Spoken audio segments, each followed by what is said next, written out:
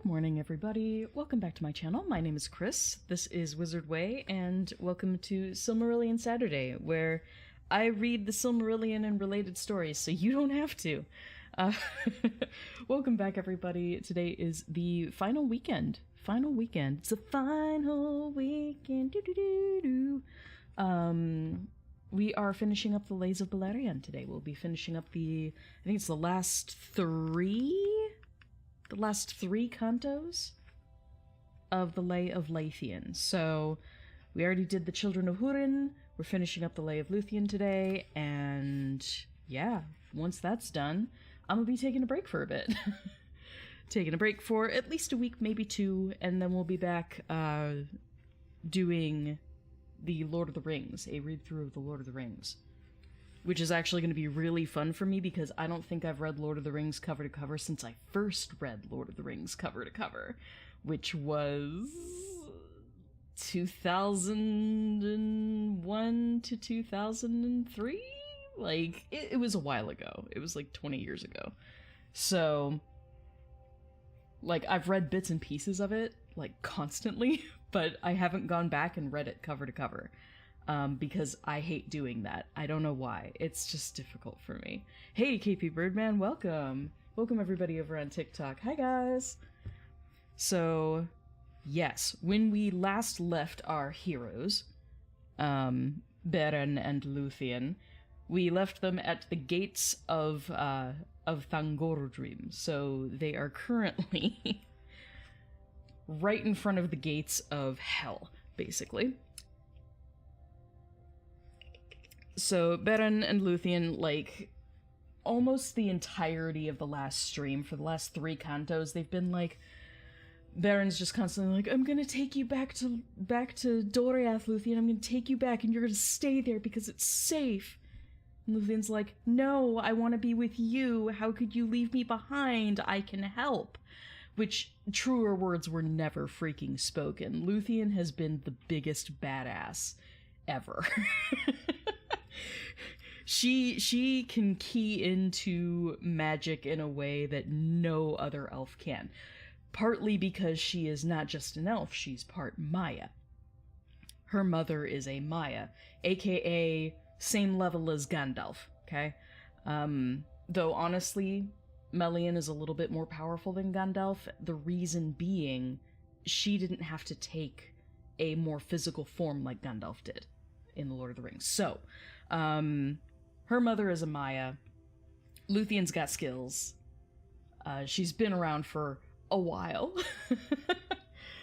We don't know her exact date of birth, but she's been around since before the sun and moon rose, so, like, she's got skills. And yet Beren is still pushing and pushing and pushing, saying, oh my god, I'm gonna leave you behind, because I can't possibly take you into danger like this. And just... he leaves her, she follows. He leaves her again, she follows. And he leaves her a third time. And she's finally like, dude, like, seriously quit it? I'm not going to be left behind. And it seems he finally gets his act together and says fine. But, like, the struggle is real, man. Like, raise your hand if you've had that struggle as a female. Everybody always telling you what you can and cannot do. And you're like, no, I can handle this. Haven't I already proven that I can handle this? We're like, yeah, story of our lives, right? Darn it. But that's where we're currently at. We left them at the gates of Angband. Happy Saturday. Good morning, everybody. I'm gonna try and get right into it. I know I say that every time, but seriously, I'm gonna try and get right into it, because my sibling just let me know that a handyman is coming over and is going to be putting together a sauna through my back door. So, it's gonna be loud, and there's no way that I can shield you guys from that. Like, my place is not that big. So... we're gonna get right into it so that we can hopefully finish before the handyman comes over here. We'll see. I know, the casual chat is sort of integral to my streams. It's just sort of what I do. I mean, you're talking to a person here who can literally talk to an empty room for 4 hours straight. Like, I've done an 8-hour live stream where I'm gaming and just talking to an empty room. Like, no one was freaking there. It happens. So, yeah, consummate live streamer, I guess. If I can talk to an empty room for that long. But yeah, let's get right into it. We've got a good amount of bits to stream. All right, so we left them at the gates of Angband. So now comes the section of the story where Luthien takes on Morgoth himself. And I am not entirely sure exactly how far the Lay of Lathian goes. So we'll read what there is, and that'll be it. In a way, every time you record a video, it is the same. Yeah, it basically is. It's a learned skill. I've been doing this for years now. What is this? Hello, Christian guy. We are reading The Lay of Lathian, which is J.R.R. Tolkien's epic poem about Beren and Luthien, who are from the Silmarillion. So, if you have never read the Silmarillion, this is one of the stories from the Silmarillion. I am reading a book. Yeah, when we last left our heroes, I know it sounds very TTRPG, but that's not what I'm doing, no. Though I did create my first D&D character. I'm really excited about it. I'm very excited. I'm gonna be playing D&D with Callie Callie cosplay, New Beta Do Beta, Fantasy Annex, Annex Wilson, super cool. Glamdring Foehammer, and 2 others. So, like, we're gonna, like, it's gonna be crazy. It's gonna be wonderful. So, I don't think that is actually being streamed, but I'm going to ask them if I have permission to, record stuff for my own records. Because it'll be my first time doing a tabletop RPG. And I can always edit things down. If we end up wanting to post them. So, it'll be fun! Like, I'm really good at live action stuff. The actual roleplay component is going to be my strong suit, but I've never played a TTRPG before, other than a couple of really terrible failed sessions of Mage back in the day, and that was at least a decade ago. So, first time doing the whole character sheet thing, and I'm looking forward to it. So if that is your cup of tea, we will be trying to do that soon. And if we find that it is just working out amazingly, then I will reassess with them and ask if they want to live stream it.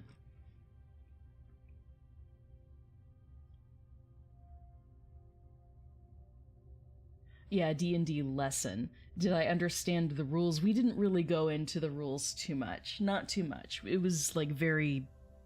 They were helping me do my character sheet, basically. Like, I know the basics about what the stats mean, but I don't know how spells work and, you know, all that stuff. So, after the last stream, I basically took the time...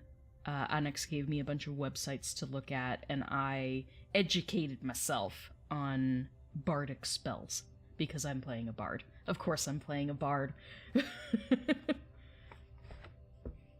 He's gonna be a bard of the College of Whispers, though, so that'll be interesting. We did roll the stats, yes. Hey, Annie. I'm sorry your phone wasn't being nice. That's why there are always a few minutes at the beginning here where I just talk.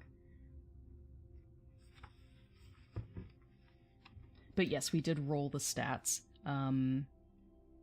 My dexterity and charisma are definitely my high points.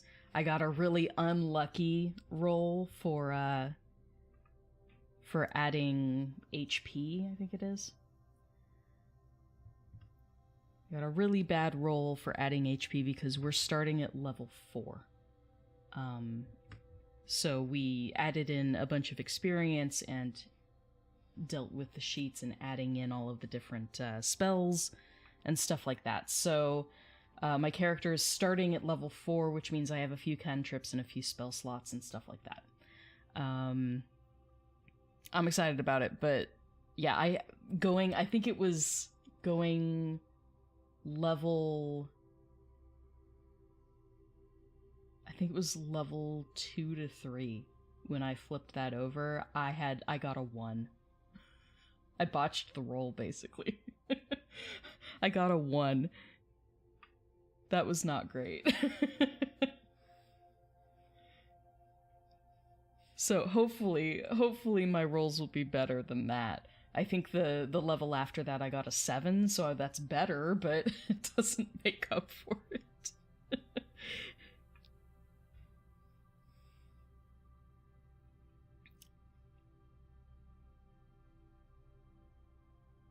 Oh, you bought the starter set. You mean the starter set for the One Ring? I do need to buy the One Ring. I should do that. I should do that soon as well. Especially because this is not quite official yet, so don't get too excited. But I believe I'm going to be going to Comic-Con. I believe I'm going to Comic-Con. The Comic-Con, San Diego Comic-Con. So, I have the opportunity of being somebody's +1, and if that happens, which I'm pretty sure it will, but if that happens, I will be going to Comic-Con. It'll be my first time going to Comic-Con. I've never been. It's been one of those things that I've always wanted to do and never been able to, especially when I was living back in Florida. Like, it's too far away. That's a very expensive trip. But I currently live within driving range of San Diego. Like, it's something that I can drive to within a day. And not be, dead. Dead to the world. So yeah, I'm within driving distance now. Because I'm back in Arizona. So I will be driving my way out there. And we'll see. We'll see what happens. Are you gonna come up, Gray? What? Oh, sweet boy. We should get started, or else I'm not gonna get anywhere before the handyman guy is here.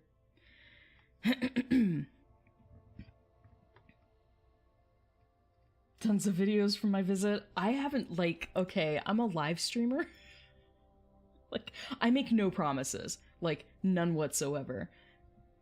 Because even if I do take, my camera with my tripod and actually film myself while I'm there, hi, Gray.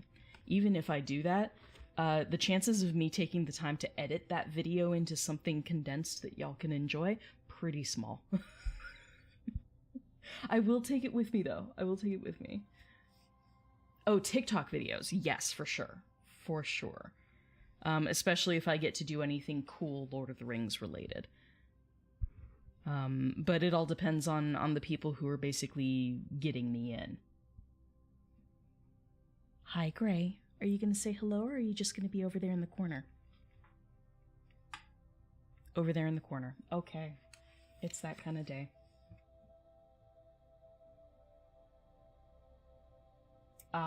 Don't know if anyone will be willing to take on a newbie at their table. Exactly, yeah.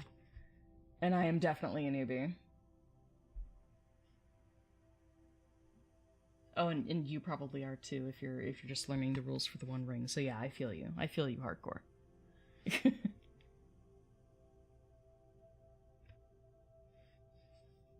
Yeah, chaotic good TikToks. There will be chaos. Yeah, that I can guarantee. Let's get started before I get distracted again. Alright. So at the gates of Angband, here we go. So this is the Lay of Lathian, Canto 12. In that vast shadow once of yore Fingolfin stood. His shield he bore with field of heaven's blue and star of crystal, shining pale afar. In overmastering wrath and hate, desperate he smote upon that gate, the gnomish king there standing lone, while endless fortresses of stone engulfed the thin clear, ringing keen of silver horn on baldric green. His hopeless challenge dauntless cried Fingolfin there, "Come, open wide, dark king, your ghastly brazen doors. Come forth, whom earth and heaven abhors. Come forth, O monstrous craven lord, and fight with thine own hand and sword. Thou wielder of hosts of banded thralls, thou tyrant leaguered with strong walls. Thou foe of gods and elvish race, I wait thee here. Come, show thy face." Fingolfin is such a badass. Then Morgoth came. Just kidding. Then Morgoth came. For the last time in those great wars he dared to climb from subterranean throne profound. The rumor of his feet, a sound of rumbling earthquake underground. Black-armored, towering, iron-crowned, he issued forth. His mighty shield a vast unblazoned sable field with shadow like a thundercloud. And o'er the gleaming king it bowed. Sorry.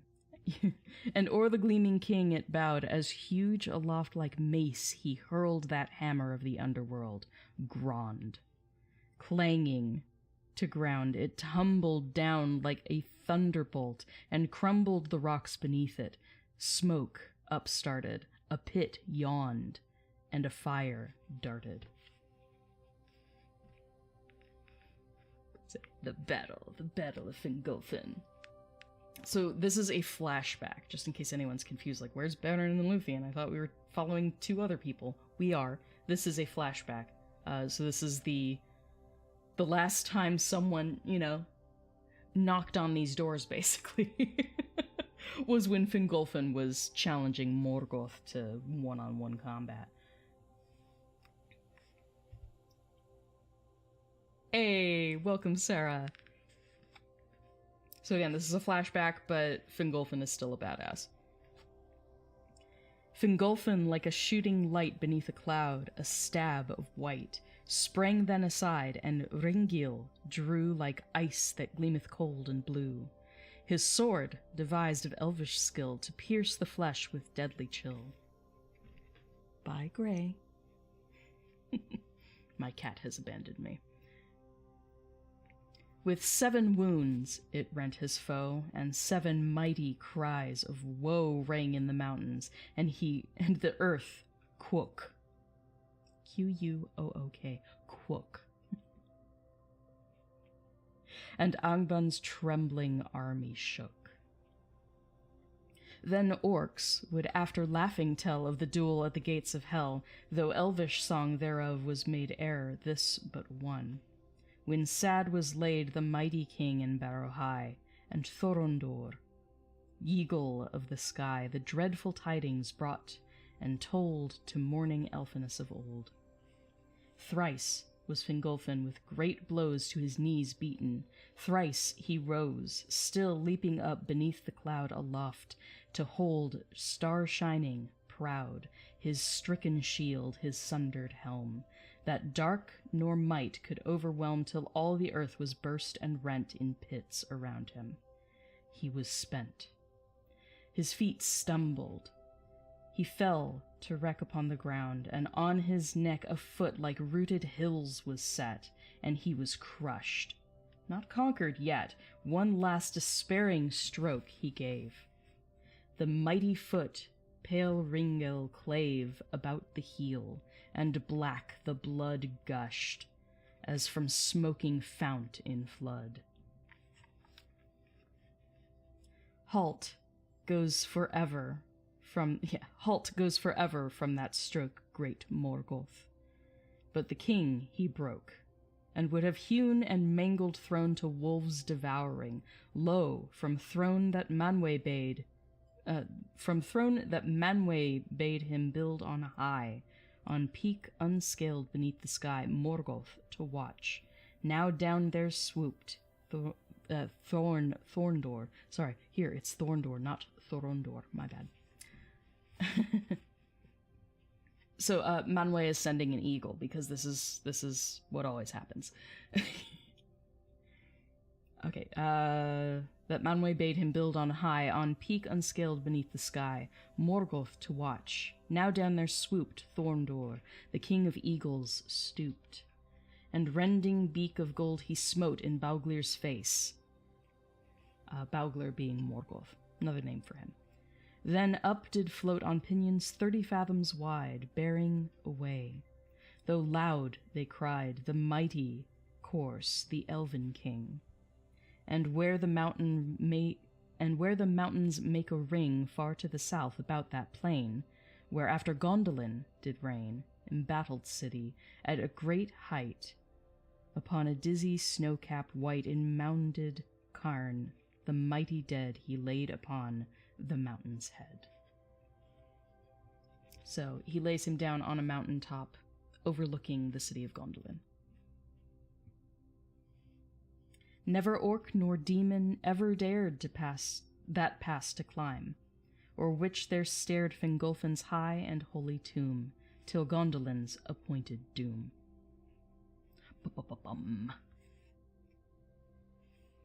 Thus, Bauglir, aka Morgoth, thus Bauglir earned the furrowed scar that his dark countenance doth mar, and thus his limping gait he gained. But afterward, profound, he reigned darkling upon his hidden throne, and thunderous paced his halls of stone, slow building there his vast design the world in thraldom to confine. Wielder of armies, lord of woe, no rest now gave he slave or foe. His watch and ward he thrice increased, his spies were sent from west to east, and tidings brought from all the north. Who fought, who fell, who ventured forth, who wrought in secret, who had hoard, if maid were fair or proud were lord. Well nigh all things he knew, all hearts well nigh enmeshed in evil arts. So well written. Doriath only, beyond the veil woven by Melian, no assail could hurt or enter.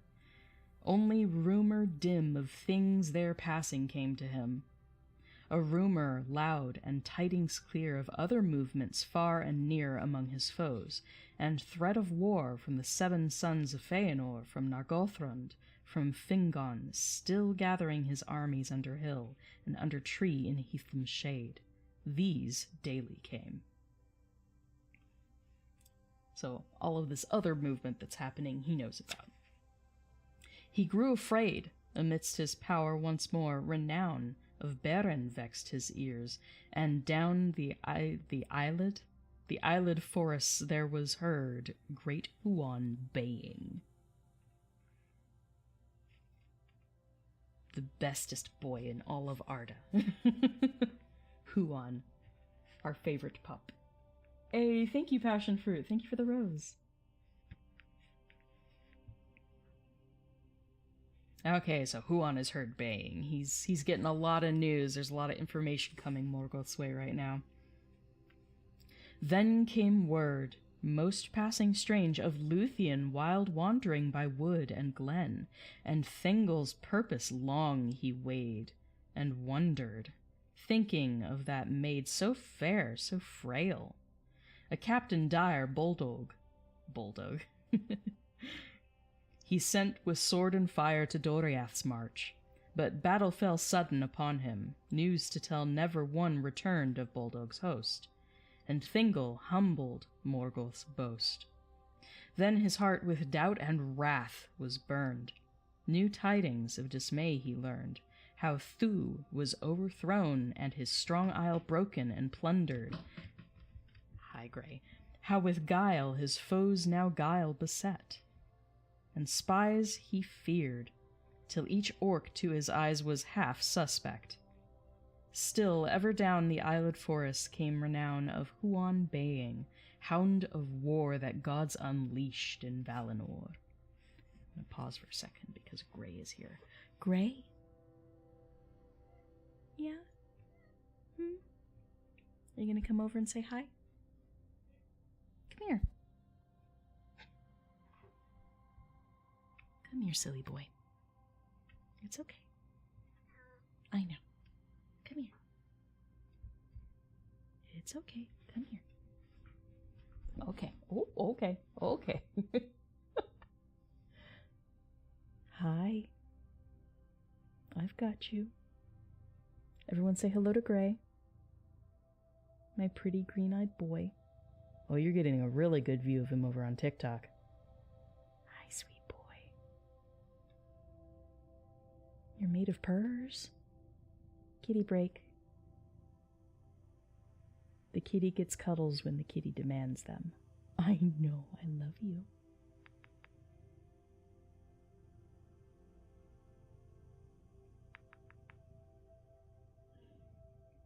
He looks like a mob boss. You come to me today, the day of my daughter's wedding.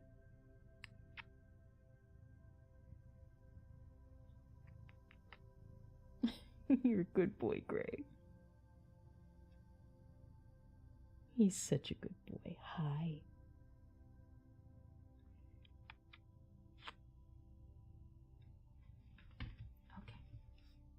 Okay. Bring the mic back over. Bring the camera back over. Good Lord, Gray. Oh, okay. Great. I need you to move. Thank you. Okay. Good boy. Thank you, Gray. You're a sweet kitty, Gray. Oh, he's just rumbling. Such a deep rumble purr.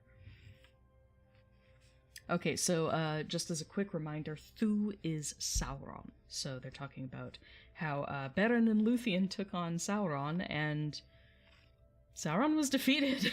Again, Luthien is a badass. There's no reason Beren should leave her behind. She saved his butt. More than once. Just casually scrolling through the One Ring book. The art is quite nice. Nice!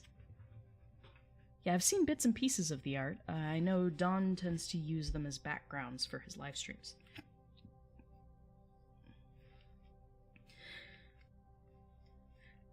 Not his casual live streams, but the streams that he does with the Unpredicted Party. Alright, let's continue. Then Morgoth of Huan's fate bethought long rumored, and in the dark he wrought.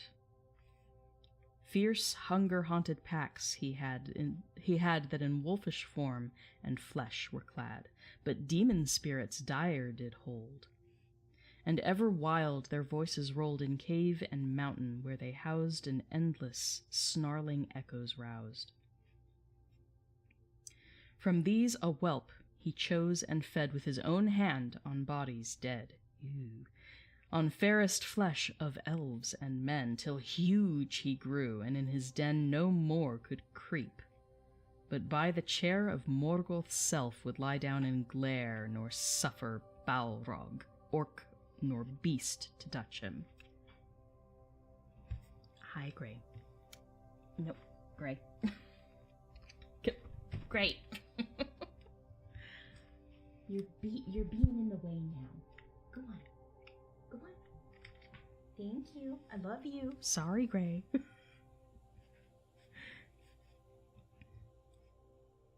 So there's a particular wolf, if you will, that Morgoth has hand-fed on only the finest flesh of elves and men.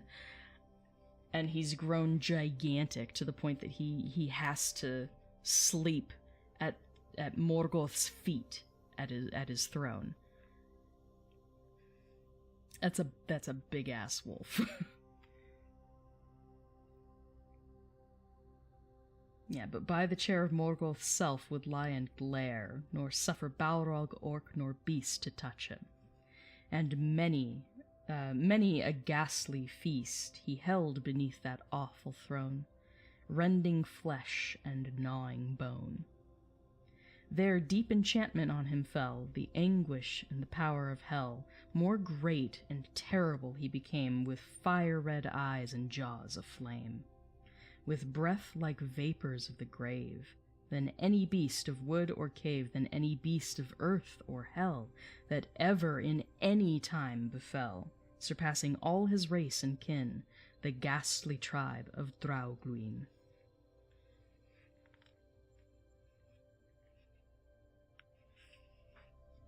So this is the biggest, baddest werewolf ever. And we are familiar at this point of the prophecy that Huon would only be killed by the greatest werewolf ever. So, there it is, the greatest werewolf ever. Not the time, Romies. Him, Karkaroth, or Karkaroth. Of course it's a difficult name to say. Him, Karkaroth, the Red Maw, name the songs of elves. Not yet he came disastrous, ravening from the gates of Angband. There he sleepless waits, where those great portals threatening loom. His eyes smolder in the gloom. His teeth are bare, his jaws are wide, and none may walk, nor creep, nor glide, nor thrust with power his menace past to enter Morgoth's dungeon vast. Now lo, before his watchful eyes, a slinking shape he far descries, that crawls into the frowning plain and halts at gaze. Then on again comes stalking near, and wolfish shape, haggard, wayworn, with jaws agape, and o'er it bat-like in wide rings a reeling shadow slowly wings. Such shapes there oft were seen to roam this land, their native haunt and home, and yet his mood with strange unease is filled, and boding thoughts him seize. What grievous terror, what dread guard hath Morgoth set to wait, and barred his doors against all entering feet? But we assume this is either Beren or Luthien. I think it's Beren. Long ways we have come at last to meet the very maw of death that opens between us and our quest. Yet hopes we never had. No turning back. Thus Beren speaks, and in his track he halts and sees with werewolf eyes afar the horror that there lies. Then onward, desperate, he passed, skirting the black pit's yawning vast, where King Fingolfin ruinous fell alone before the gates of hell. Before those gates, alone they stood, while Karkaroth in doubtful mood glowered upon them, and snarling spoke, and echoes in the arches woke. Hail, Draugluin, my kindred's lord! 'Tis very long since hitherward thou camest. Yea, 'tis passing strange to see thee now. A grievous change is on thee, lord, who once so dire, so dauntless, and as fleet as fire ran over wild and waste, but now with weariness must bend and bow. 'Tis hard to find the struggling breath when Huon's teeth as sharp as death have rent the throat. What fortune rare brings thee back living here to fare? If Draugluin thou art, come near, I would know more and see thee clear.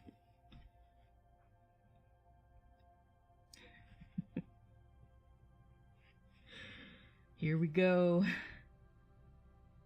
Who art thou, hungry upstart whelp, to bar my ways, whom thou shouldst help? I fare with hasty tidings new to Morgoth from forest-haunting Thu. Aside, for I must in, or go and swift my coming tell below. Then, up that doorway slowly stood, eyes shining grim with evil mood, uneasy growling. Draugluin, if such thou be, now enter in. But what is this that crawls beside thee, linking as if 'twould 'neath thee hide? Though winged creatures to and fro unnumbered pass here, all I know not this. Stay, vampire, stay, I like not thy kin nor thee. Come, say what sneaking errand thee doth bring, thou winged vermin, to the king. Small matter, I doubt not, if thou stay or enter, or if in my play I crush thee like a fly on wall, or bite thy wings and let thee crawl. These wolves are mean. So that was Karkaroth there. Huge stalking, noisome, close he came. In Baron's eyes there gleamed a flame, the hair upon his neck uprose. Not may the fragrance fair enclose the odor of immortal flowers in everlasting spring, 'neath showers that glitter silver in the grass in Valinor. Where'er did pass to Nuviel, such air there went. AKA, they can look like baddies in their disguises of a werewolf and vampire bat, but they can't disguise their scent. And Luthien smells good.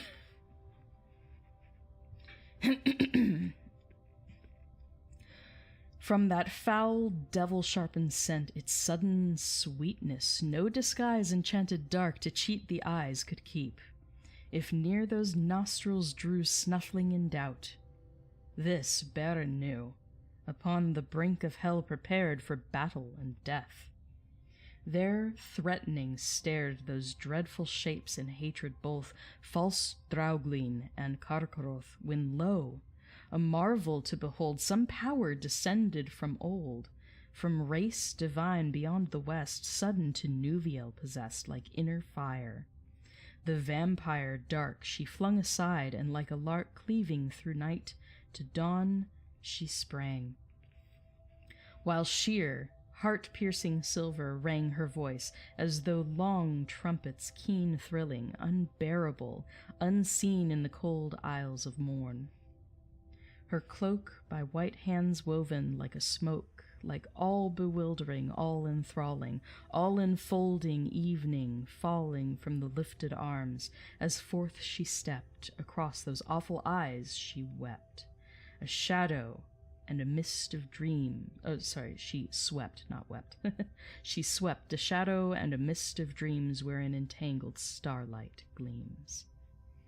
Sleep, O unhappy, tortured thrall, woe, thou woe-begotten, fail and fall down, down from anguish, hatred, pain, from lust, from hunger, bond and chain to that oblivion, dark and deep, the well, the lightless pit of sleep. For one brief hour escape the net of for one brief hour escape the net, the dreadful doom of life forget. So, Luthien's doing magic. His eyes were quenched, his limbs were loosed. He fell like a running steer that noosed and tripped goes crashing to the ground. Deathlike, moveless, without a sound, outstretched he lay, as lightning stroke had felled a huge o'ershadowing oak. And thus ends, I believe, Canto 12. Yeah, Canto 12. Let's move right on to Canto 13. So Luthien has overpowered this gigantic werewolf, Karkaroth.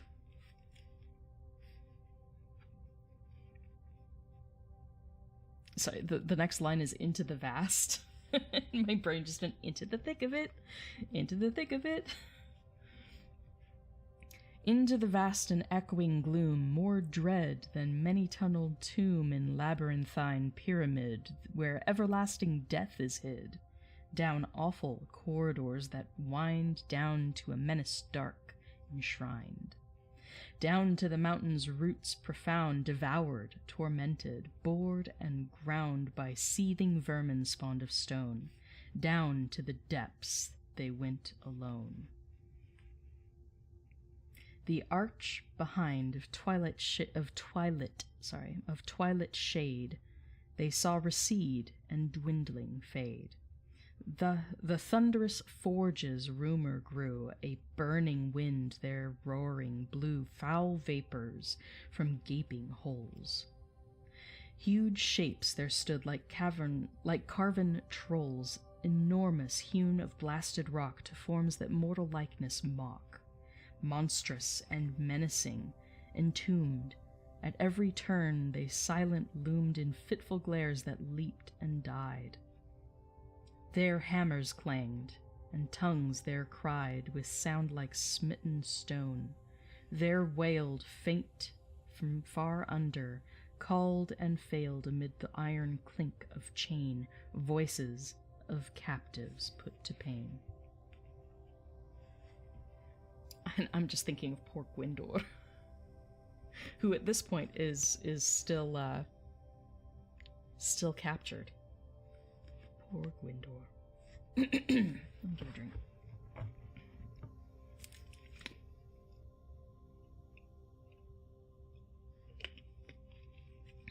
Okay.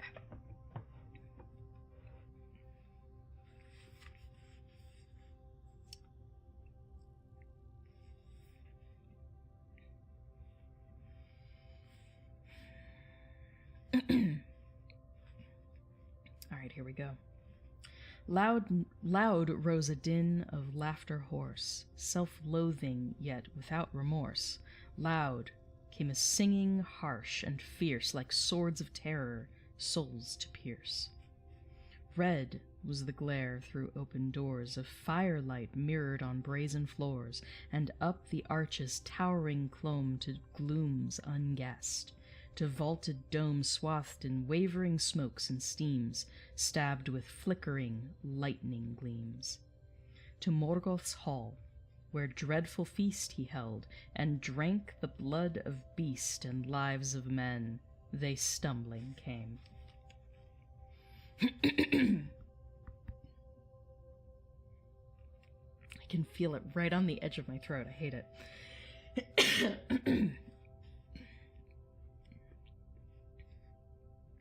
All right, so they're coming into the hall. Their eyes were dazed with smoke and flame. The pillars, reared like monstrous shores to bear earth's overwhelming floors, were devil carven, shaped with skill such as unholy dreams to fill. They towered like trees into the air, whose trunks are rooted in despair, whose shade is death, whose fruit is bane, whose boughs like serpents writhe in pain. It's so cool. And all this about the pillars? Just the pillars in this room. Oh man. Thank you, Tolkien. It's so good. That, and also, what is it with all these underground layers having tree-like structures with the pillars? I'm sensing a theme, Tolkien.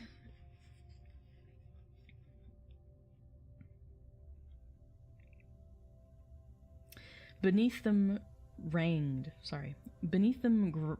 with spear and sword stood Morgoth, sable-armored horde. Sorry, Morgoths. Possessive. Sable-armored horde. The fire on blade and boss of shield was red as blood on stricken field. Beneath a monstrous column loomed the throne of Morgoth, and the doomed and dying gasped on the floor, his hideous footstool, rape of war. About him sat his awful thanes, the Balrog lords with fiery manes, red-handed, mouthed with fangs of steel. Devouring wolves were crouched at heel, and o'er the host of hell there shone with a cold radiance, clear and wan the Silmarils, the gems of fate imprisoned in the crown of hate. It's such good imagery. Lo! Through the grinning portal's dread, sudden a shadow swooped and fled, and Beren gasped. He lay alone, with crawling belly on the stone. A form, bat-winged, silent, flew where the huge where the huge pillared branches grew, amid the smoke and mounting steams. And as on the margin of dark dreams a dim-felt shadow unseen grows to cloud of vast unease, and woes foreboded, nameless, roll like doom upon the soul. So in that gloom the voices fell, and laughter died, slow to silence many-eyed. A nameless doubt, a shapeless fear, had entered in their caverns drear, and grew and towered above them cowed. Hearing in heart the trumpets loud of gods forgotten. So she's weaving this spell in the air that's making them think like some storm from the Valar has come. Morgoth spoke. Morgoth spoke, and thunderous the silence broke. Shadow, descend!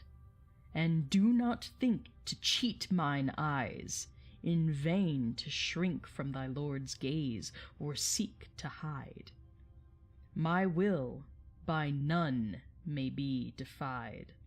Hope nor escape doth here await those that unbidden pass my gate. Descend, ere anger blast thy wing, thou foolish, frail, bat-shapen thing. And yet not bat within. Come down! Slow wheeling o'er his iron crown, reluctantly, shivering and small, Beren there saw the shadow fall, and droop before the hideous throne, a weak and trembling thing, alone. And as thereon great Morgoth bent his darkling gaze, he shuddering went, belly to earth. This is Beren who's going belly to earth. The cold sweat dank upon his fell, and crawling shrank beneath the darkness of that seat, beneath the shadow of those feet. To Nuviel spake, a shrill, thin sound piercing those silences profound. A lawful errand here me brought, from Thu's dark mansions have I sought, from Tower Nafuin's shade I fare, to stand before thy mighty chair. And I have phlegm that is not doing to Nuviel's voice justice.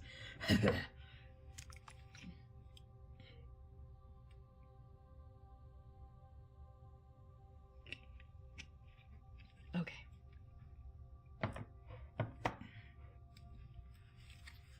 My voice is not thin and shrill like Nuviel's, okay?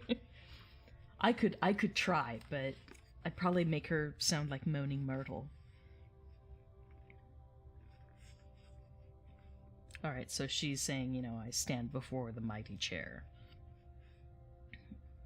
Thy name, thou shrieking waif, thy name! Tidings enough from Thu there came but short whiles since.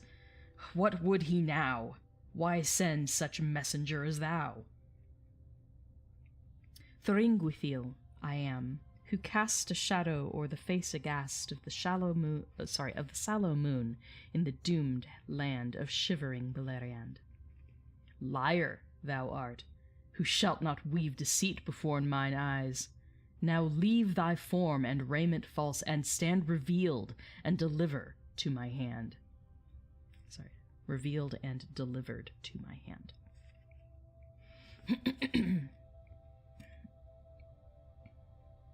I swear, what is with the phlegm today? Very stubborn. There came a slow and shuddering change. The bat-like raiment, dark and strange, was loosed, and slowly shrank and fell quivering. She stood revealed in hell. About her slender shoulders hung her shadowy hair, and round her clung her garment dark, where glimmered pale the starlight caught in magic veil.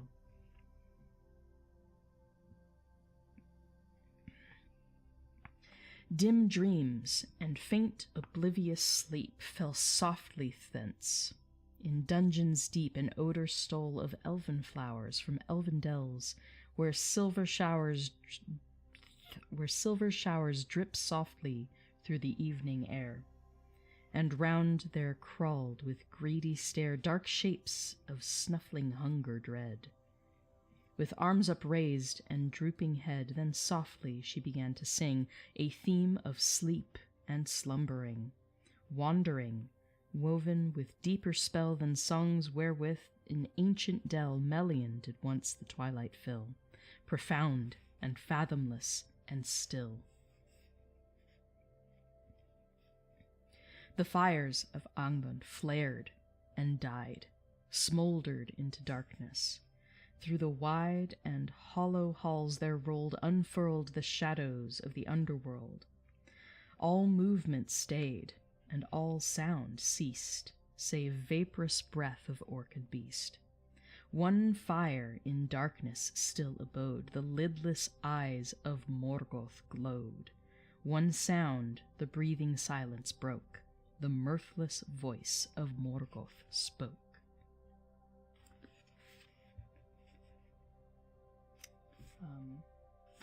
And just to share, there is a page here that is written entirely in Elvish, which is actually really freaking cool. It's kind of grainy, though. Like, it's not clear enough for me to read easily. But how cool is that? An entire page of the Lay of Lathian. This is lines 3994 to 4027. Which is the bit that we're about to read. So this page reads this stuff. Okay. Morgoth is about to speak. Let's do it. So Luthien, a liar like all elves and men, yet welcome to my hall. I have a use for every thrall. What news of Thingol in his hole, shy lurking like a timid vole? What folly fresh is in his mind, who cannot keep his offspring blind from straying thus? Hello again, Grey.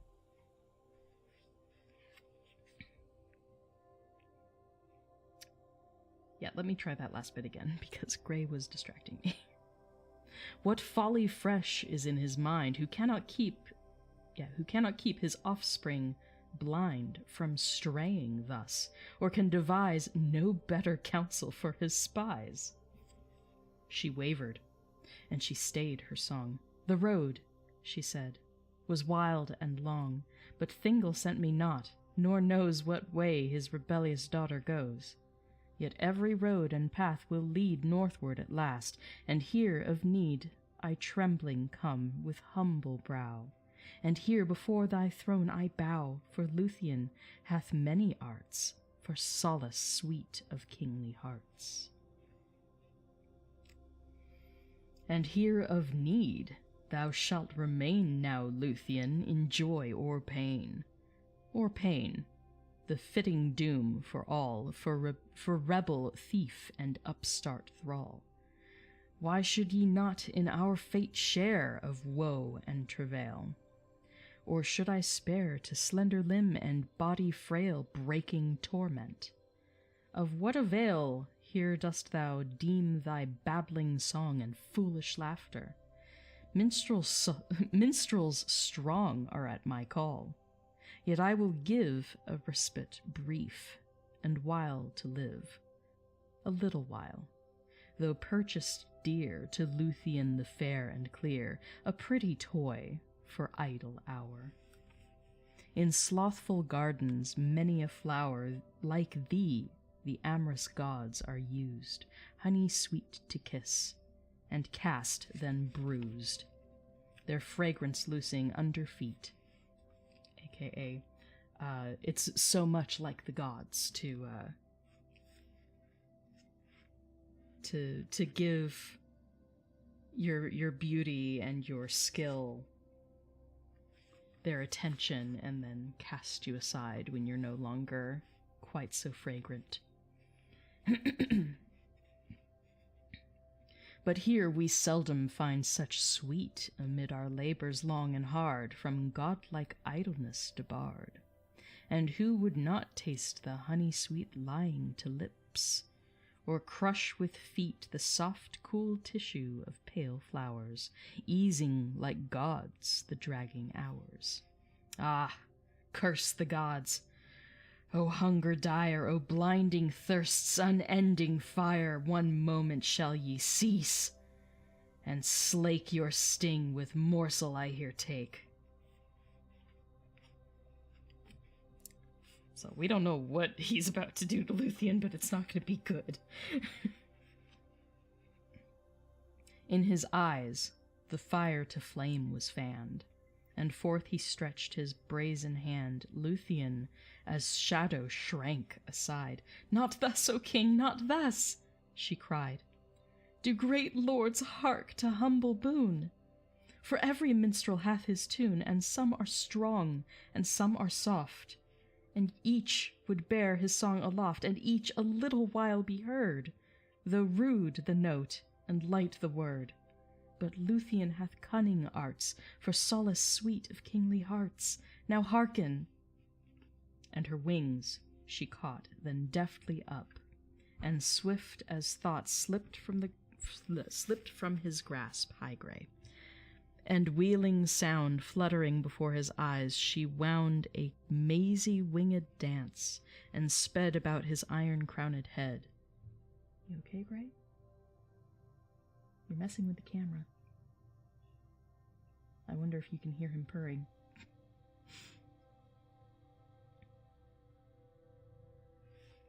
So now she's up and flying around his iron-crowned head. Suddenly her song began anew, and soft came dropping like a dew down from on high. In that domed hall her voice bewildering, magical, and grew to silver murmuring streams, pale falling in dark pools in dreams. Move it, Grey. Go on. Thank you. Messing with my stuff. Okay. She let her flying raiment sweep, enmeshed with woven spells of sleep, as round the dark void she ranged and reeled. It's probably ranged and reeled. From wall to wall she turned and wheeled in dance such as never elf nor fay before devised, nor since that day. Then shallow swifter, than flittermouse, in dying light round darkened house, more silken soft, more strange and fair than sylphine maidens of the air, whose wings in Varda's heavenly hall in rhythmic movement beat and fall. Down crumpled Orc and Balrog proud, all eyes were quenched, all heads were bowed. The fires of heart and maw were stilled, and ever like a bird she thrilled above the lightless world forlorn, in ecstasy enchanted born. All eyes were quenched, save those that glared in Morgoth's lowering brows, and stared in slowly wandering wonder round, and slow were in enchantment bound. Their will wavered, and their fire failed, and as beneath his brows they paled, the Silmarils like stars were kindled, in that reek of earth had dwindled, escaping upwards clear to shine, glistening, marvelous in heaven's mine. Then flaring suddenly they fell, down upon the floors of hell. The dark and mighty head was bowed, like mountain top beneath a cloud the shoulders foundered. The vast form crashed, as in overwhelming storm huge cliffs in ruin slide and fall. and prone lay Morgoth in his hall. His crown there rolled upon the ground, a wheel of thunder. Then all sound died, and silence grew as deep as were the heart of earth asleep. Beneath the vast and empty throne the adders lay like twisted stone, and the wolves like corpses foul were strewn. And there lay Beren, deep in swoon. No thought, no dream, nor shadow blind moved in the darkness of his mind. Come forth, come forth! The hour hath knelled, and Angband's mighty lord is felled. Awake, awake! For we two meet alone before the awful seat. This voice came down into the deep, where he lay drowned in wells of sleep.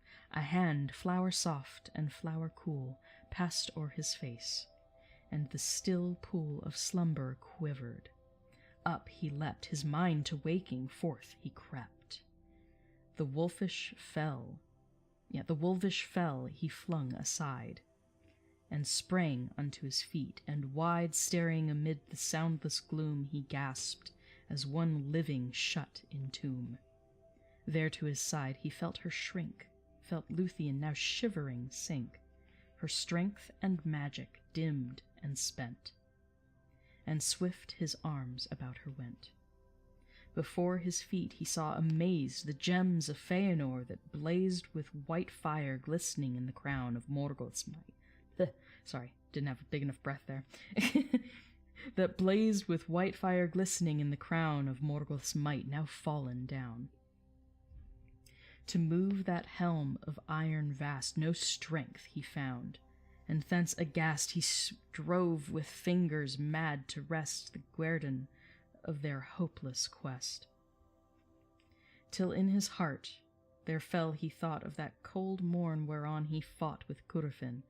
Then from his belt the sheathless knife he drew, and knelt, and tried its hard edge, bitter cold, o'er which the Nogrod songs had rolled of dwarvish armorers, singing slow to hammer music long ago. Iron as tender wood it clove, and mail as woof of loom it rove. The claws of iron that held the gem, it bit them through and sundered them. A Silmaril he clasped and held, and the pure radiance slowly welled red glowing through the clenching flesh. Such a visual. Again he stooped, and strove afresh one more of the holy jewels 3 that Feanor wrought of old to free. But around those fires was woven fate. Not yet should they leave the halls of hate. The dwarvish steel of cunning blade. My goodness. Okay, hold on, guys. One sec.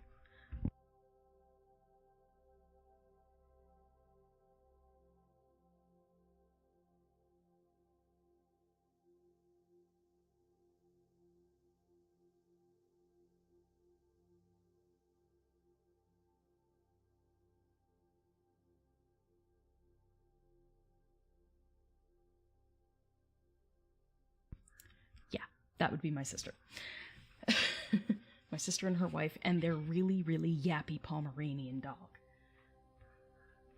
It's fine.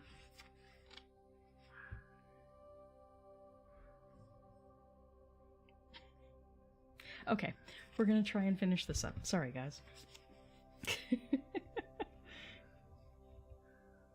Alright, so it was not fate that they should leave the Halls of Hate.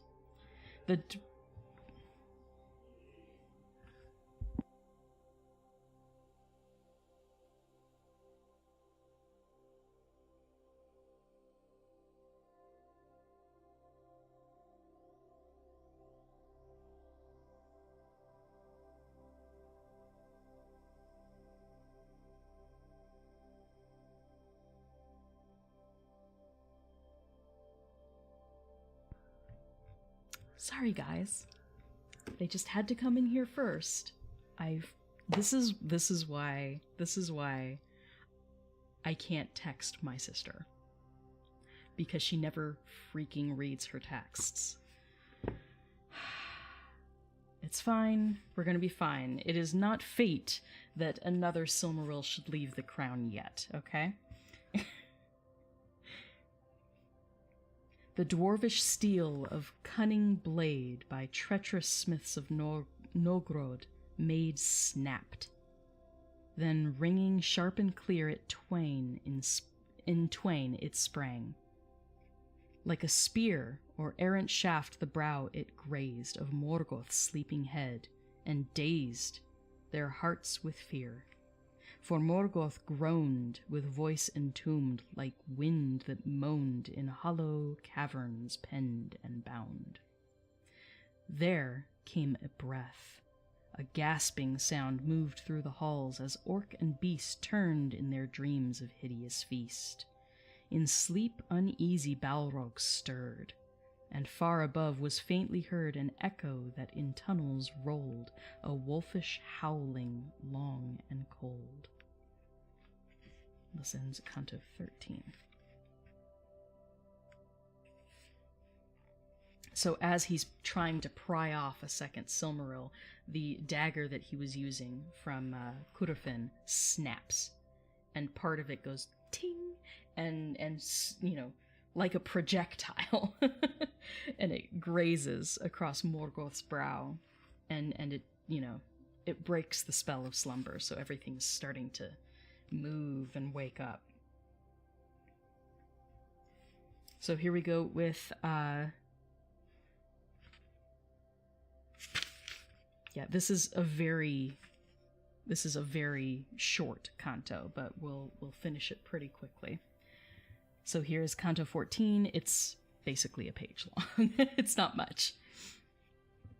Up through the dark and echoing gloom as ghosts from many tunneled tomb, up from the mountains' roots profound and the vast menace underground, their limbs a-quake with deadly fear, terror in eyes, and dread in ear, together fled they, by the beat affrighted of their flying feet. At last before them far away they saw the glimmering wraith of day, the mighty archway of the gate, and there a horror new did wait. Upon the threshold, watchful, dire, his eyes new kindled with dull fire, towered Carcharoth, abiding doom. His jaws were gaping like a tomb, his teeth were bare, his tongue aflame. Aroused he watched that no one came, no flitting shade, nor hunted shape seeking from Angband to escape. Now past that guard, what guile or might could thrust them from death into the light? He heard afar their hurrying feet, he snuffed an odor strange and sweet. He smelled their coming long before they marked the waiting threat at door. His limbs he stretched and shook off sleep, then stood at gaze. With sudden leap upon them as they sped he sprang, and his howling in the arches rang. Too swift for thought his onset came, too swift for any spell to tame, and Beren, desperate, then aside thrust Luthien, and forth did stride unarmed, defenseless, to defend Tinuviel until the end. With left he caught at hairy throat, with right hand at the eyes he smote, his right, from which the radiance welled of the holy Silmaril he held. As gleam of swords in fire there flashed the fangs of Carcharoth, and crashed together like a trap, that tore the hand about the wrist, and shore through brittle bone and sinew nesh, devouring the frail mortal flesh, and in that cruel mouth unclean engulfed the jewel's holy sheen. And that's it. Unfortunately, that is the end of Canto 14, and that's the end. It stops there. So, the rest that went unwritten likely would have told how Carcharoth, he bites off the hand of Beren, So he bites off the hand that has the Silmaril in it, and it torments him, and he basically goes into a frenzy and runs all over Middle-earth. They eventually catch up to him back in Doriath. So they go back to Doriath, they manage to get there. Beren somehow survives the way back to Doriath. And they manage to gather together, I think it's Beleg and Mablung and one other, if I remember correctly.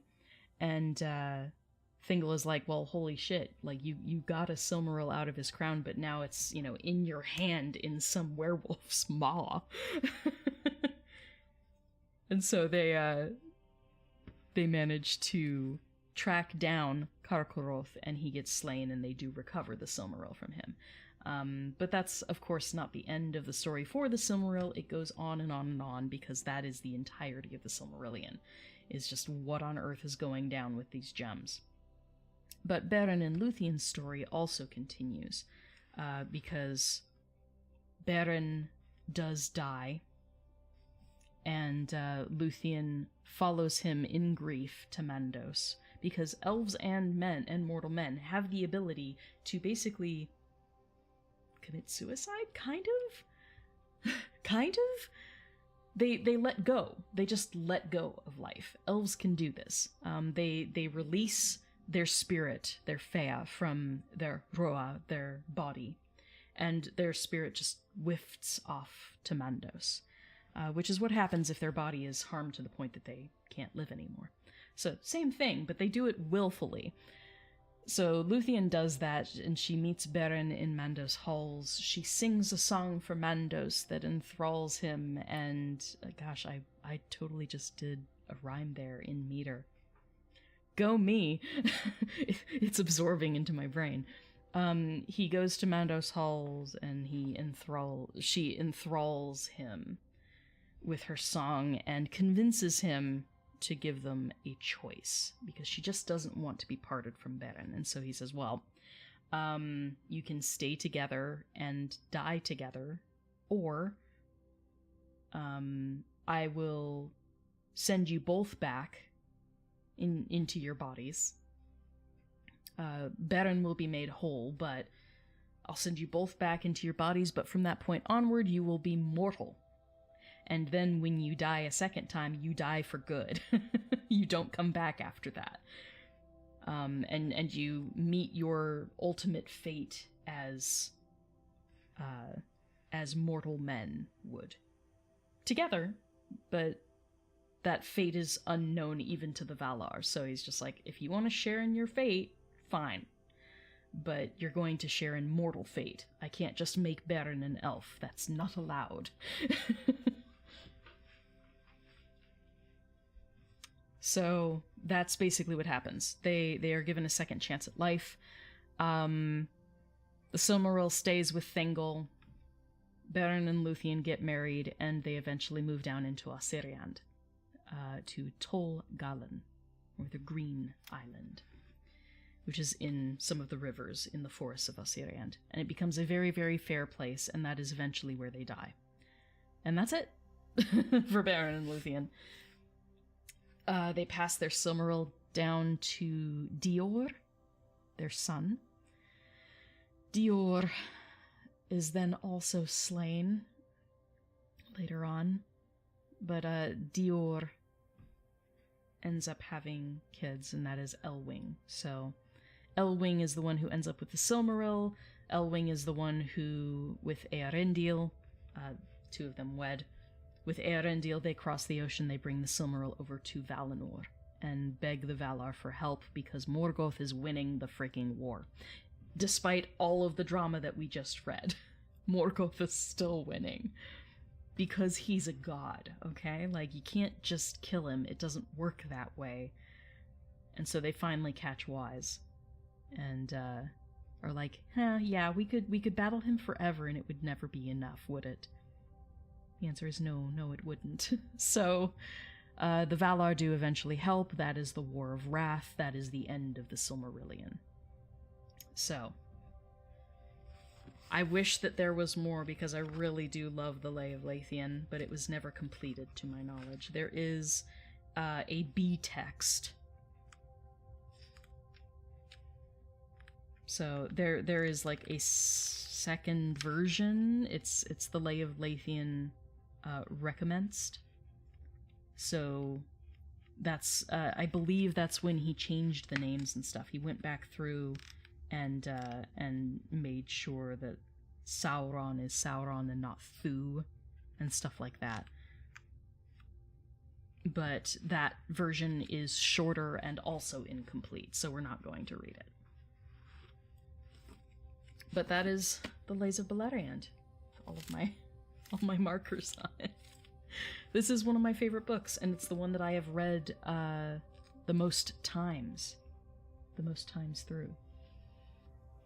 I don't always read all of the notes, but I do like reading the poems. So that is all. And I'm probably going to go outside and help with whatever stuff is happening out there. My goodness. Oh, I'm sorry, Jayhart. I did not see you at all. I was too enthralled in my reading and stuff and distracted by my sister and their yippy-yappy dog. Luna is a very sweet dog, but she is excitable. She's a very excitable pup. But thank you for the pride flags. Happy Pride. Luna is a sweet dog, but she is very, very excitable. And just when she barks, it is shrill. It is a shrill Pomeranian bark. No likey.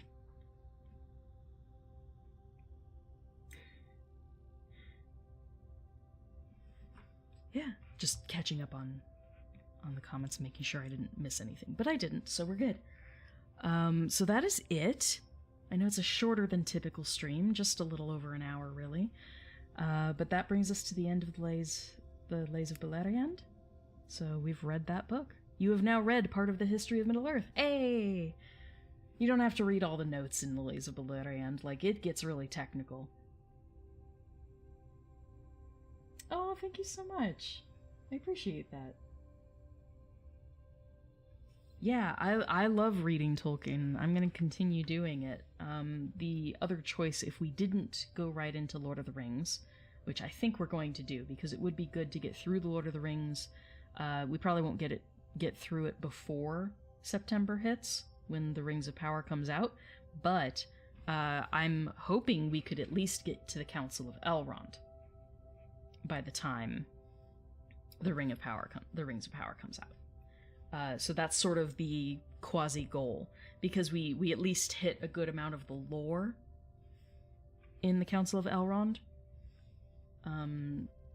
But honestly, once we hit September, it's gonna be crazy, because then I'm going to be doing, a bunch of videos about the show, and hopefully doing the After Power Hour with Don Marshall, so we'll be getting together as soon as every episode airs, and just having our freak out session and dissecting little details that we see and stuff like that. So we plan on doing that together, which is going to be a lot of fun.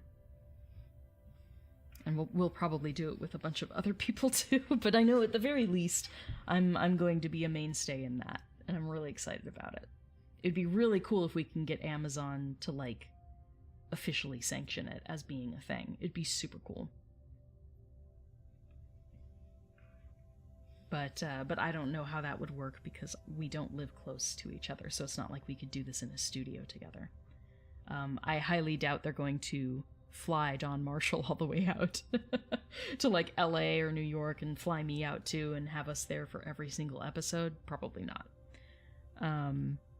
What they could do, and this is so far off the possibility train that it's laughable, but they could get me, Don, and whomever else they wanted to include in this kind of program, if they were officially sanctioning it. They could get us all together and make us binge everything. And after each episode, just film us for a 15-minute segment or something, or a half-hour segment where we talk about, the background lore and stuff like that. And then have us watch the next episode and do the next after show. Watch the next episode, do the next after show. Over the course of a couple days, we could watch the entire first season, which would be bonkers. And then, of course, we would have to keep things under wraps. We'd be under a heavy NDA if that were to happen, so that we couldn't share any details that we've seen from the show until after each episode airs. That would be so, so cool, but I highly doubt that's going to happen. Highly doubt it. It would be really cool, but I highly doubt it. If there are any execs watching from Amazon, I mean, call us. We'd be up for it. We'd make it happen somehow. It'd be really cool, though. So, yeah, that probably won't happen, but Comic-Con probably will happen, so hey, I'm really excited about that. One day binge with the low episode numbers. I believe there are 10 episodes per season. They were greenlit for 10 episodes per season and 5 seasons, so 50 episodes total. Now, it could be more or less, I'm not sure. It all depends on how they edit things down. I don't know. But it could be done in one day. It would be a long day. It'd be a very long day. But you could cram that into a single day. You just have to feed us. Feed me, Seymour. Between 6 and 8. I mean, heck, it could be. I don't know if maybe that was in an article somewhere and I just don't remember. It could very well be 6 to 8. I don't know. I know originally they were greenlit for 10 per season, but I don't know if that's what they actually filmed or not. Heck, we might have a shorter first season and then afterwards, you know, those other episodes get lumped in with the other seasons. I don't know. Would I really want to stop in the middle of it? No, but I mean, there's only so much my brain can take, especially if I wanted to dissect anything in greater detail, as far as looking at screenshots of, you know, specific things, like, you know, even the promo images, the promo image of Gil-galad in the gold outfit with all the rings, and he's got his arms in front of him. Even his outfit had embroidery on it. It had embroidery on it that was in Elvish, and so I took the time to, like, examine and try and figure out what it said.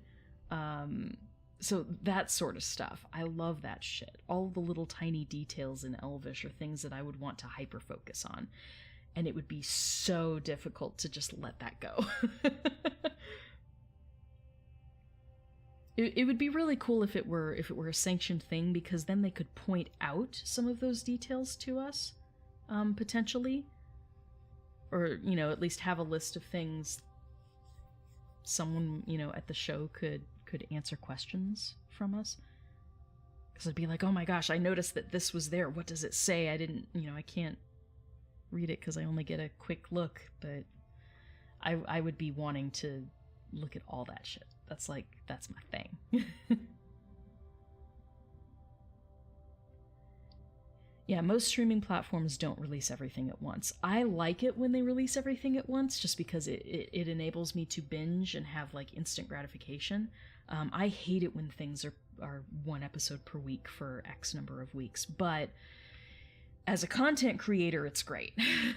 It's great to have only one episode a week, because then I can really dive deep into each episode, and I'm given enough time to recover and prepare for the next video, the next episode.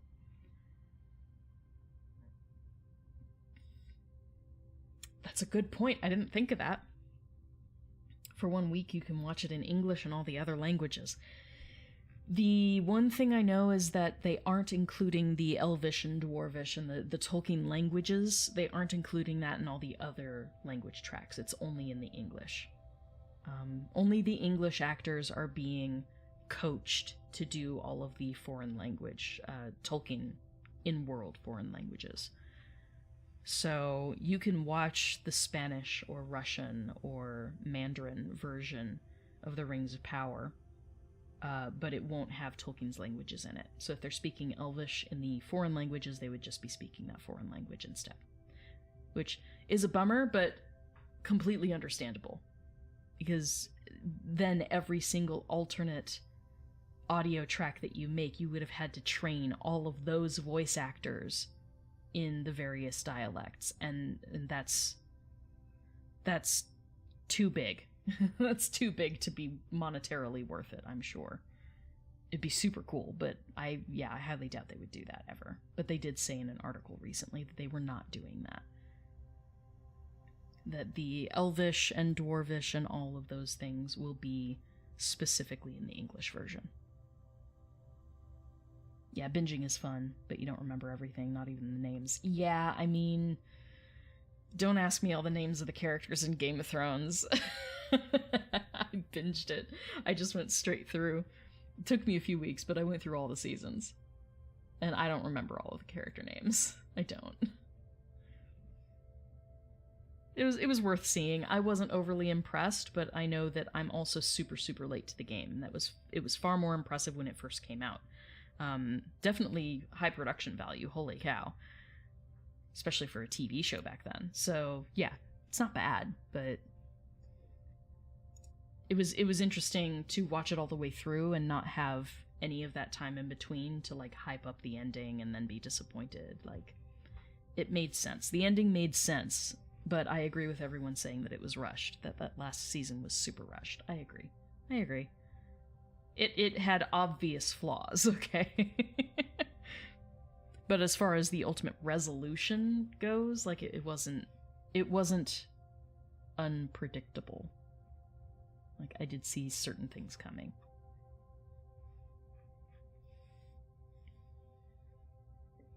But yeah, watching it straight through is a completely different experience. And I'm actually looking forward to, like, the social aspect of watching it episode by episode and getting to chat with other people who are excited about it. Pick apart things that aren't accurate and so it's like I'm not afraid to call something out when I see it, but I'm also very hopeful. I have a pretty positive outlook on the whole thing. Hello, Scone Mistress. You're coming in right at the end, though. I am about to sign off. I need to go out and help my sibling and everyone put together what they're doing. If they need my help, I'm not sure. I told them I was going to try and finish by 11, and it's now 11:30, so I got some stuff to do. Oh yeah, I will definitely binge everything before the next season is released, for sure. Yeah, I will definitely be doing the same thing. I will probably be watching each episode multiple times and really trying to dig in there. But also, when the second season is about to come out, I will binge the first season to have it fresh in my mind and then watch the second season premiere.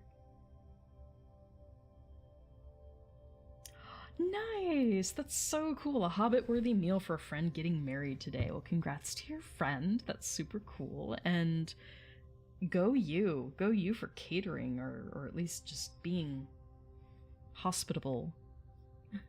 Making breakfast for them. That's great. I need food. I'm hungry. I haven't eaten yet. That's another thing that needs to happen. It's 11:30 and I haven't eaten yet.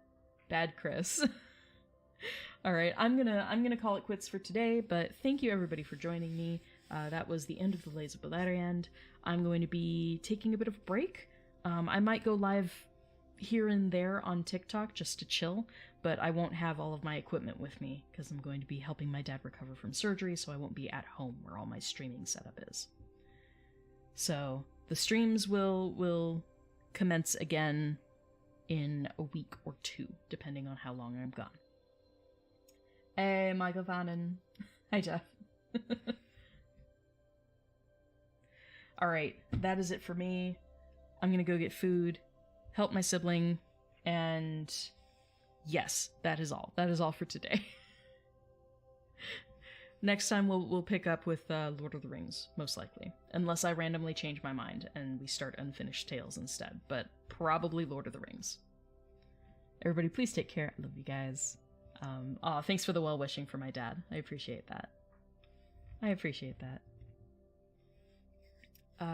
Yeah, that is all. I will see you guys next time. I get a vacation, yay! I'll keep you guys updated on the Comic-Con thing too, because I'm very excited about that. Very, very excited. but I don't have enough details to really share much about it. So if it happens, it's going to be awesome. I can't wait. So I'll see you guys next time. Bye, everybody!